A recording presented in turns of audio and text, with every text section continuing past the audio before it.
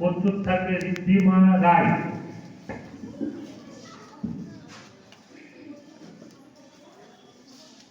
নমস্কার। কিশোর কবি সুকান্ত ভট্টাচার্যের লেখা দেশলাইয়ের কাঠি। আমি একটা ছোট্ট দেশলাইয়ের কাঠি, এত নগণ্য হয়তো চোখেও পড়ি না, তবু যেন মুখে আমার উসখুস করছে বারুদ, বুকে আমার জ্বলে উঠবার দুরন্ত উচ্ছ্বাস। আমি একটা দেশলাইয়ের কাঠি। মনে আছে সেদিন হুলস্থুল বেঁধেছিল, ঘরের কোণে জ্বলে উঠেছিল আগুন, আমাকে অবজ্ঞা ভরে না নিভিয়ে ছুঁড়ে ফেলায়। কত ঘরকে দিয়েছি পুড়িয়ে, কত প্রাসাদকে করেছি ধূলিসাৎ। আমি একাই ছোট্ট একটা দেশলাই কাঠি।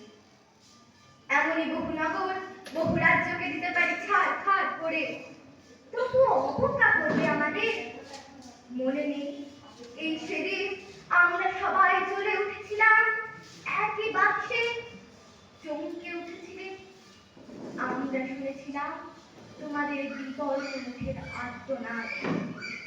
আমাদের কি অসীম শক্তি তা তো অনুভব করেছো বারংবার, তবু কেন বোঝো না? আমরা বন্দি থাকবো না তোমাদের পকেটে পকেটে। আমরা বেরিয়ে পড়বো, আমরা ছড়িয়ে পড়বো শহরে গঞ্জে গ্রামে, দিগন্ত থেকে দিগন্তে। আমরা বারবার জ্বলি নিতান্ত অবহেলায়। তা তো তোমরা জানোই, কিন্তু তোমরা তো জানো না কবে আমরা জ্বলে উঠবো সবাই শেষবারের মতো।